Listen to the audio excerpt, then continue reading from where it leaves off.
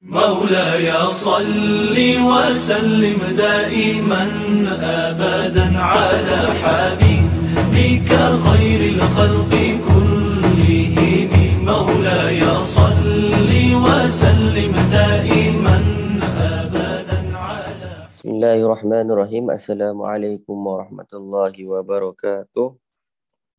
Alhamdulillah kita dah belajar fiqh itu satu bab, satu kitab. Kitab tentang ubudiyah. Dia selepas ubudiyah dia akan masuk kepada muamalat. Muamalat ni dia akan bahas macam apakah itu jual beli, riba, semua kat dalam tu. Kalau ubudiyah ni yang ada hubungan dengan direct dengan Allah Subhanahu Wa Taala. Sebab tu ubudiyah, hamba. Abdun, hamba. Ubudiyah adalah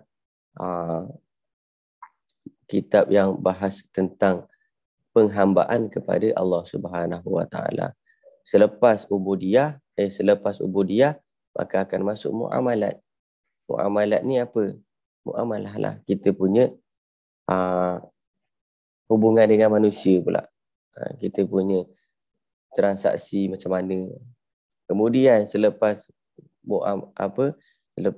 muamalat dia akan masuk muasyarah. Dekat dalam muasyarah itulah ada membahas tentang munakahat, kitab nikah. Tapi kita skip dulu, kita masuk kepada funds lain. Kita masuk kepada tajwid. Lama dah tak belajar tajwid. Ada kita ulang balik. Definisi tajwid secara bahasa itu adalah, kalau siapa yang pernah tengok dalam grup tazkirah tu ada, saya ada PDF dia. Tengok kat situ pun. Kalau yang nak tengok kitab yang sama. Ada dalam grup tazkirah pagi.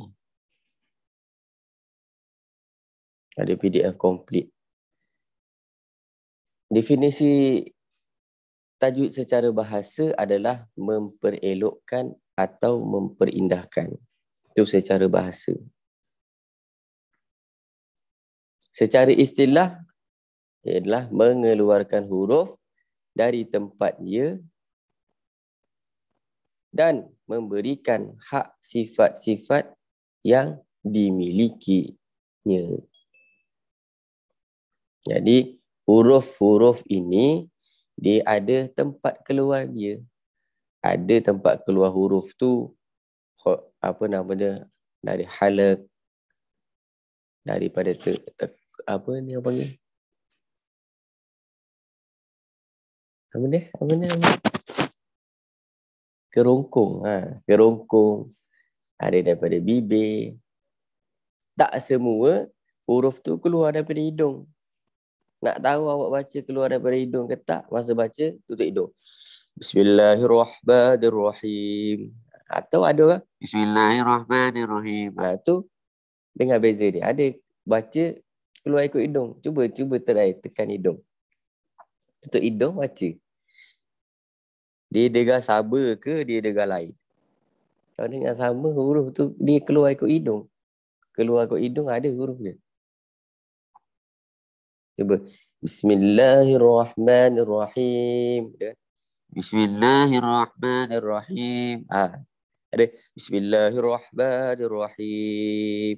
Kan lain. Nampak.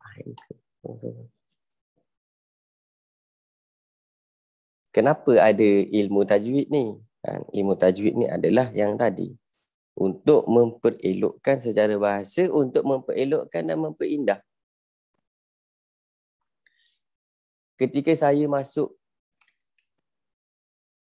dalam kuliah bahagian tajwid ni, saya mengatakan bahawasanya suara tu nombor 2. Yang nombor 1 adalah tajwid. Kereta lawa macam mana pun tu nombor 2. Yang pertama cara bawa. Kalau dia bawa poshare sekalipun, tapi dia tekan minyak macam orang tengah belajar. Tekan So, apakah kita akan kata, oh, steady poshare ni? Tak. Walaupun suara dia tu macam Imam Mekah. Alhamdulillahirabbil alamin. Tapi tajwid dia lintah bukang. Panjang, yang mana panjang baca pendek, yang mana pendek baca panjang. So, kita yang jadi passenger pun, walaupun naik kereta yang, orang kata, kereta yang hebat, tetapi driver dia tu bukan macam pro driver. Bukan macam Nazmi. Dia orang baru lepas dapat lesen. So, apakah kita akan tenang? Begitu juga telinganya orang yang tahu ilmu tajwid, tahu ahli dalam Al-Quran, bila dengar, dia rasa macam, tapi tak apa, orang tengah belajar. Contoh, kita dengar bawa kereta, tiba-tiba ada satu Pro2 buat Viva ataupun kancil yang duduk depan kita, dia tampal stiker L. Ada pernah ke kita marah? Bongok lah dia ni. Kalau yang tak ada, memang akan kena maki. Tapi, kalau yang ada stiker L tu, tak ada siapa nak marah dia. Dia langgar tiang pun suka hati dia. Dia nak pergi langgar JPJ depan dia pun tak ada orang marah. Sebab dia belajar. Begitulah juga dengan kita yang masih ada niat dalam belajar untuk membaca Al-Quran. Tak ada orang marah. Baca je. Tetapi selalu kena ada niat untuk memperbaiki. Ambil lesen kereta, tapi tak ada niat untuk improve. Sama je. Sampai bila-bila dia tak akan cantik bawa kereta. Begitu juga dengan tajwid ni. Kita kena ada setiap hari tu ada satu huruf yang saya nak betulkan. Dot, dal. Macam mana beza dia? Ha, ha. Ada orang baca Alhamdulillahirabbil alamin. Alhamdulillahirabbil alamin. Tak ada beza. 10 tahun macam tu. Dia tak ada improve dalam diri dia macam mana cara untuk membaca Al-Quran dengan betul.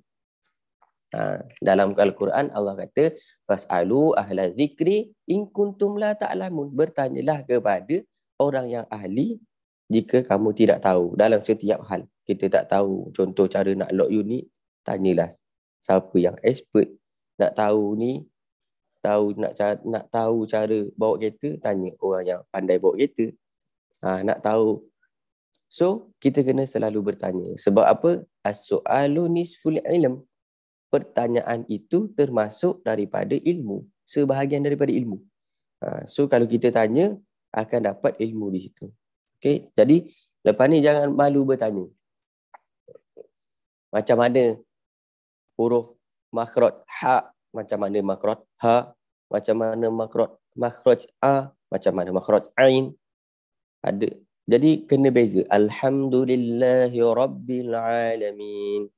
Kalau pernah dengar sebahagian orang-orang tua yang memang dia tak boleh ubah. Kalau kat sini saya tak tahu, saya tak pernah jumpa. Sebab saya dulu belajar 10 tahun dekat Tanah Jawa. So macam-macam kita dengar. Hak dia akan jadi kak. Alhamdulillahirabbil alamin. Di ain dia akan jadi ngah. Cubalah siapa yang pernah jumpa. Maka dekat situ kita rasa alhamdulillah betapa bersyukurnya saya berada di mana ada orang yang boleh bimbing. Tapi kita kena luangkan masa. Faham? Jadi ringkasnya ilmu tajwid ini adalah ilmu tentang cara membaca Al-Quran dengan baik dan dengan betul. Cubalah saya bagi contoh. Dengar Alhamdulillahirabbil alamin arrahmanirrahim maliki yaumiddin iyyaka na'budu wa iyyaka nasta'in. Macam mana awak punya dengar? Kalau orang yang dah hafal, dengar macam mana? Kenapa panjang pendek panjang. Tapi sebab dia belajar, tak apalah. Yang penting dia nak baca. Kita jangan sampai nanti kalau kita dah pandai, kita condemn orang yang tak kerti baca. Dia ni baca salah. Lepas tu gelakkan. Jangan. Awal-awal semasa saya mula-mula belajar, ini pun yang sama guru saya bagi tahu kepada saya. Bila satu hari nanti kamu sudah boleh menguasai ilmu tajwid, janganlah kamu memandang remeh kepada orang yang belum belajar seperti kamu. Faham? Jadi ini nasihat pertama kali sebelum belajar. Sebab lepas ni semua akan baca Quran dengan cantik. Maka kena pesan dulu awal-awal. Sebab nanti bila yang tak ada dalam majlis ni, contoh adik-beradik ke balik rumah dengar adik baca, oh, mengarut lah kau tu panjang, pendek. Sebab kita dah ada benda tu. So jangan mudah untuk kita tengok, oh dia, tak apa. Kita, apa yang kita ada, kita cuba bagi ke dia, ajar. Sini dek akak ajar. Ini dek abang ajar. Boleh? Sebab memang kita belajar ilmu ni pertama sekali untuk kita amal, yang kedua untuk kita sampaikan. Sebab bila mana ilmu tu kita sampai, maka di situlah yang namanya jariyah. 3 perkara yang mana tidak akan putus ketika seseorang Ibnu Adam ni mati. Apakah itu? Pertama, apa? Tak ingat Rafif, apakah 3 perkara? Saya ulang balik pertanyaan. Apakah 3 perkara yang mana kalau Rafif meninggal, benda tu boleh datangkan kepada Rafif?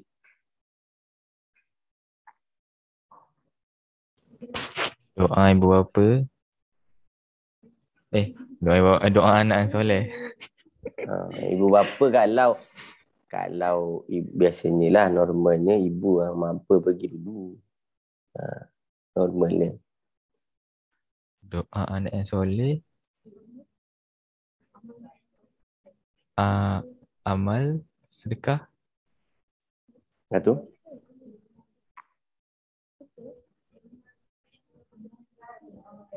Amal jariah. Ini yang tengah kita bahas ni, ilmu yang bermanfaat. Ilmu. Ada manfaat tak Dafi belajar tajwid? Saya tanya, ada manfaat ke tak? Manfaat, Ustaz. So, bila nama ada manfaat, contoh Dafi belajar ilmu tajwid, and then Rafi baca Quran dengan bagus, kemudian sampaikan kepada orang lain, sampaikan lagi kepada orang lain.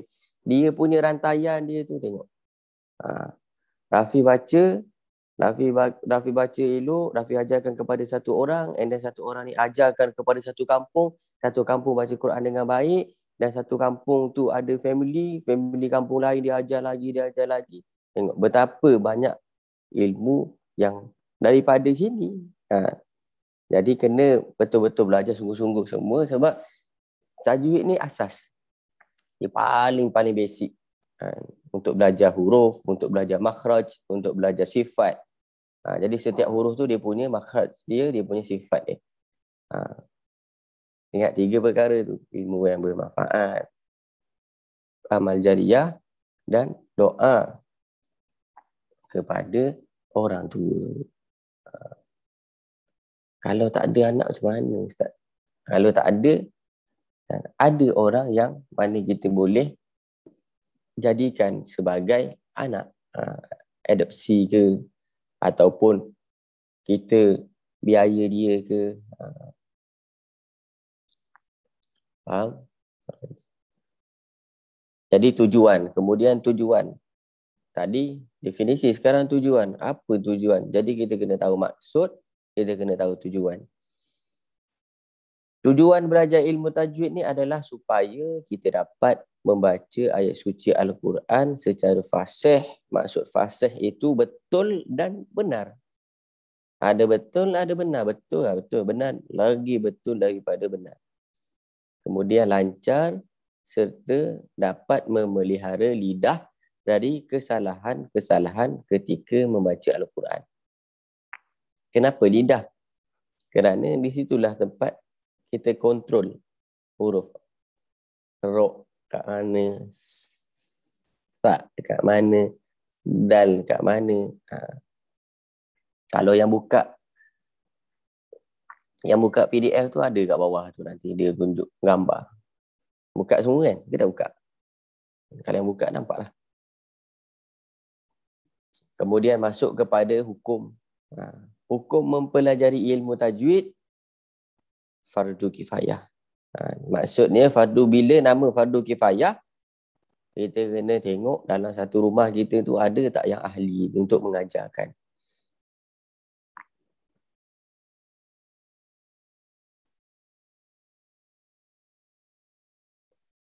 Tak boleh.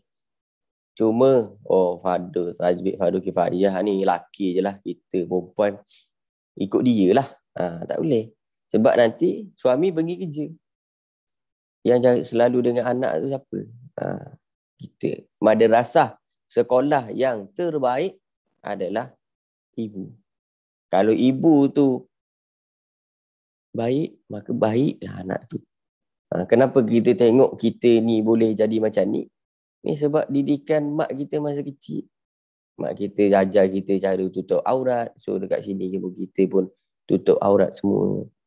Mak kita ajar kita. Semua datang daripada mak. Dan semua itu datang daripada anda semua. Sebab majoriti wanita dekat sini. So kena tahu. So bila tahu fardu kifayah pun tajwid, tapi kita letakkan, saya kena belajar. Sebab saya nak ajar anak saya. Nanti anak saya pandai baca Quran daripada saya. Nanti anak saya hafal Quran pertama sekali tu daripada saya. Bukan daripada Bilal kampung, Tok Imam kampung. Tok Imam tu lah yang dapat. Kalau macam saya tak ada belajar dengan orang lain. Dengan mak saya. Sebab ayah saya, dia pergi mengajar. Malam dia tak ada kat rumah. Dia pergi mengajar masjid-masjid. Sampai ke hari ni. Malam belajar dengan mak. Sampai Iqra' 6. Sampai belajar hafal Quran. Sampai hafal Quran. So, dia punya, setiap kali saya baca Quran, mak saya akan dapat. So, kena ada niat macam tu. Yang mana ibu-ibu yang bakal jadi ibu. Dan dia dah jadi ibu. Ajar. Baca. Ya, kalau boleh, Iqra' tu dengan kita. Jangan dengan orang lain. Iqra' tu dengan ajar Noha. Baca Iqra' setiap malam.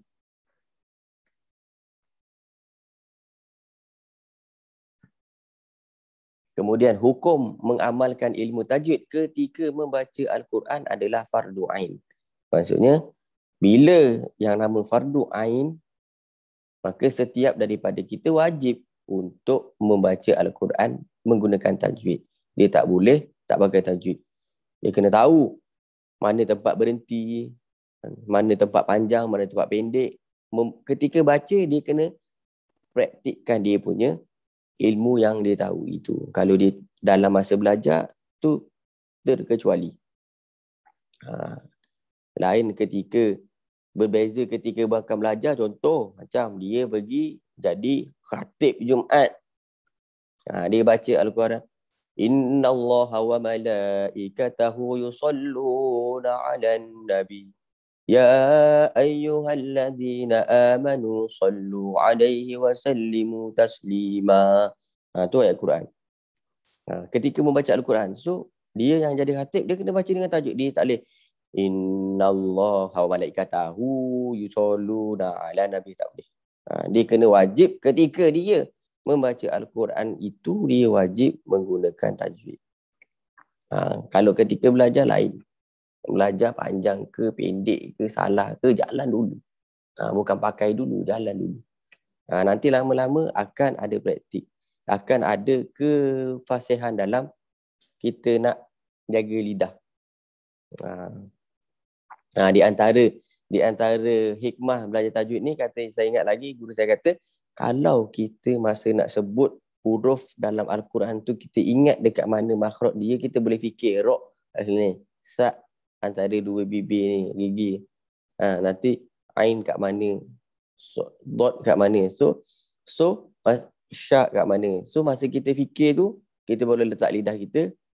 Dia akan beri efek kepada mana? Kepada bila kita nak berbicara. Bila kita nak cakap, tak boleh. Akan ada penghalang untuk kita cakap yang tak elok, ataupun kita nak gibah orang, ataupun kita nak cakap benda yang tak elok, maka kita akan ada pembatas dekat situ. Sebab kita dah biasa, kita belajar tajwid pun kita nak sebut ha, ro, do, ta, sa, kat mana sa, zal, zai, belakang sikit, sa, depan sikit. Tu. So masa kita nak sebut tu, kita fikir, So nanti bila kita nak cakap pun kita boleh fikir juga. InsyaAllah. InsyaAllah esok kita masuk kepada makharijul huruf. Makhraj huruf tu dia ada 5. Tempat makhraj tu al-halaq sini, lisan, syafatain, jauf, khayshum, hidung. Ada 5. Esok kita akan masuk. So bersedia. Sebab bila belajar tajwid dia tak boleh hanya seorang ni cakap, dia kena semua. Nanti nak tengok sekena tak dia punya makhraj dia tu. So ada ada do, to, zo, sama. Bibir dia sama. So macam tu, do macam tu, o macam tu, wo, macam tu, sama. Dia tak ada beza. Kita kena ubah. Dot, do, ain, rin, ha, sod, do. Sebut ni. Jadi ingat, suara tu nombor 2. Jangan kata saya suara tak sedap lah. Macam mana nak buat suara sedap? Kita nak jadi expert. Tanya Nazmi, nak jadi pro diver bukan sehari bawa kereta tu dah boleh jadi pro diver. Pengalaman saya belajar, yang mana baca pun salah lagi, 13 tahun saya belajar tajwid. Bukan sehari, 2 hari. Sampai pengalaman saya, cerita sikit pengalaman. Ailio Syekh saya tu kena muka saya ni sampai basah. Saya daripada duduk belakang sampai kena duduk kat depan, duduk sebelah dia, depan dia. Sebab nak sebut apa? Iyyaka na'budu. Dal tu. Iyyaka na'bud. Bud. Dal tu. Sampai basah muka saya ni. Tu Ailio belum kena tumbuk lagi, belum kena ubit lagi, belum kena lempang lagi. Iyyaka na'budu. Budu. Mula-mula saya baca iyyaka na'budu wa iyyaka nasta'in. Iyyaka na'budu. Budu disebut. Oh, tak lepas kali. Sampai kan kita jadi ada bila ingat tu, kita akan dapat rasa terima kasih. So kena nanti kan nak sebut dia kena buka mask. Nak tengok macam mana mulut dia sebut baru betul. Sebab bahasa Arab dia tak sama dengan bahasa Melayu. Saya. Dia, mereka. Kalau bahasa Arab, dia, laki lain. Huwa. Dia, perempuan, ia. Siapa pernah belajar tahu. Hiya, huma, hum. Hiya, hunna, hunna. Hiya, huma, hunna. Anta, antuma, antum, anti, antuma, antuna, ana, nahnu. Siapa pernah belajar nahwu tu dia tahu. So, bahasa Arab ni sangat luas bahasa dia. Dalam ilmu tajwid pun nak sebut huruf pun makan bertahun-tahun. Itu pun banyak salah lagi saya. Kalau jumpa yang lebih masyi lagi, yang lebih fasih lagi, kita tak ada apa. Kata budak tadika. Ada kawan saya, dia belajar, dia pergi ke Mesir untuk belajar semata-mata untuk belajar talaki Al-Quran, belajar tajwid tu pun balik jumpa syekh yang lebih fushah lagi, kata, belajar mana dia ni? Baru belajar Iqra' ke? Padahal dia pergi Mesir tu belajar. InsyaAllah. Jadi maksudnya kita kena tetap selalu belajar. Walaupun dah bertahun-tahun kita belajar, so kita kena rasa saya perlu lagi untuk baiki saya punya bacaan Quran saya kena ni. So bila kita ada sikit kefasihan untuk baca, kita akan rasa manis dalam baca Quran. Kita tak akan rasa penat baca Quran, tak ada. Kalau orang tu dia rasa dia macam dia baca dah kena dengan makhraj huruf dia, sifat huruf dia sempurna, bila dia baca Quran dia akan rasa manis. Tak percaya nanti rasalah. Kenapa sekarang ni kita rasa penat lambat sebab kita baca pun tak kerti. Kita bawa kereta tak kerti. Nak sampai tu, lama lah. Cuba bawa kereta mahal, lepas tu kita pandai bawa. KL Johor tak rasa. Tahu-tahu sampai. Tapi kalau dah lah kereta tu tak sedap, lepas tu kita bawa tak kerti, bila lah nak sampai si Kembangan ni. Si Kembangan je. Faham? Tu lebih kurang dia punya contoh dia. Okey, itu saja. InsyaAllah nanti kita akan sambung-sambung sikit. Semua kena praktik. Tak ada seorang pun terkecuali. Daripada A sampai Ya. Semua kena cuba. Nanti barulah kita akan masuk tajwid ni. Hukum ni jumpa ni. Ni jumpa ni. Apa.